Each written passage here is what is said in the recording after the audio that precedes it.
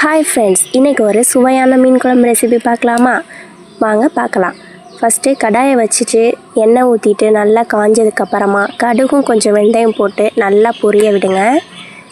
நல்லா பொரிஞ்சதுக்கப்புறமா குட்டி குட்டியாக நறுக்கி வச்சுருக்க சின்ன வெங்காயத்தை போடுங்க. கொஞ்சம் நிறைய சின்ன வெங்காயம் போட்டாலே நல்லாயிருக்கும். நல்லா போட்டுட்டு நல்லா கிண்டி விடுங்க. நல்லா பொன்னிறமாக நல்லா வதங்கி வரட்டும். அதோட உரித்து வச்சுருக்க பூண்டை அப்படியே சேர்த்துக்கோங்க. சேர்த்துட்டு மிக்ஸ் பண்ணிக்கோங்க. ரெண்டும் நல்லா ஆயிலில் வதங்கி வந்ததுக்கப்புறமா 2 கைப்பிடி அளவு கருவேப்பிலையை போட்டு அதையும் நல்லா மிக்ஸ் பண்ணி விடுங்க. அது ஓரளவு வெந்து வந்ததுக்கப்புறமா மீடியம் சைஸில் ஒரு 3 தக்காளி எடுத்து குட்டி குட்டியாக நறுக்கி வச்சுக்கோங்க. இந்த மாதிரி நறுக்குனதுக்கப்புறமா அதை நல்லா வெந்ததுக்கப்புறம் ஆனியன் நல்லா வெந்ததுக்கப்புறமா அதில் இந்த தக்காளியை சேருங்க. இந்த கன்சிஸ்டன்சி வர்ற வரைக்கும் வெயிட் பண்ணிட்டு அப்புறமா தக்காளி சேருங்க. தக்காளி சேர்ந்ததுக்கப்புறமும் நல்லா வேக விடுங்க.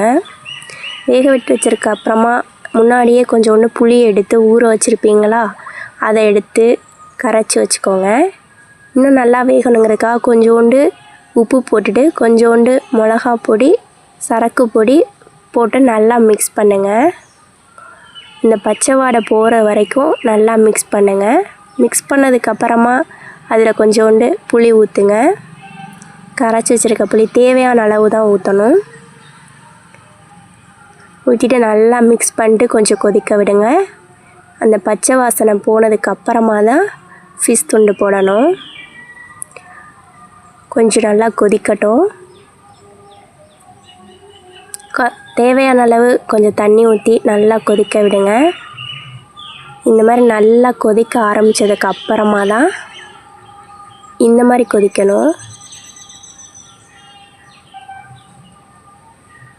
கொதித்ததுக்கப்புறமா க்ளீன் பண்ணி வச்சுருக்க ஃபிஷ் துண்டுங்களை அதில் போடலாம்.